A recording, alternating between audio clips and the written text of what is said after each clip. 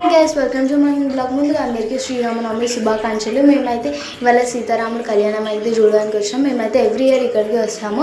ఇదైతే నారాయణగిరిలో ఉంటుంది. అండ్ చిన్నప్పటి నుంచి అయితే మా డాడీ వాళ్ళు ఇక్కడనే పెరుగుండే, అందుకే ఇక మేము ఎప్పుడు ఇక్కడికి వస్తాము. మా ఇంటి దగ్గర అవుతుంది కానీ పక్క వీధులు అవుతుంది అని చెప్పేసి అయితే మేమైతే ఇక్కడికి వస్తాము. ఇక హర్షని కూడా వచ్చిండే ఇక్కడికి.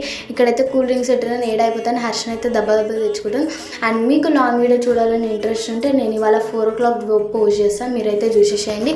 ఇక దర్శనం చేసుకోగానే ఇక్కడైతే మా ఫ్రెండ్స్ వాళ్ళు వచ్చిండి, ఇక మాట్లాడిండే.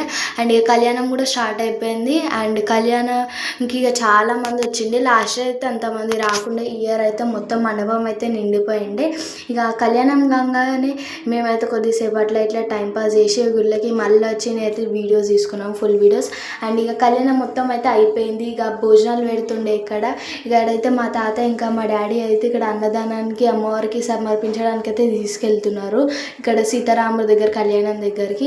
ఇక ఇక్కడ ఇట్లయితే బేసన్లో వేసుకొని అన్నం కూర పప్పు అవన్నీ చేసి ఇక్కడ నైవేద్యం అయితే పెడతారు. అండ్ ఇక కళ్యాణం అయిపోగానే ఇక్కడైతే పానకాలు పెడతారు. అండ్ ప్రసాదం పెట్టగానే ఇక అందరూ అయితే తీసుకుండే చాలామంది.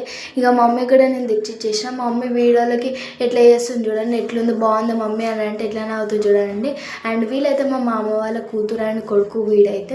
అండ్ వీళ్ళని వీడియోలోకి రమ్మంటే ఎట్లా సిగ్గుపడుతున్నారు చూడండి, వాళ్ళని అయితే నూకేస్తున్నారు వీడియోలోకి రానికి. ఇక అంతా అయిపోగానే మేమైతే ఇక సీతారాములను అయితే మంచిగా దర్శనం చేసుకోవడానికి వచ్చినాం. అండ్ మీరు కూడా మంచిగా దర్శనం చేసేసుకోండి.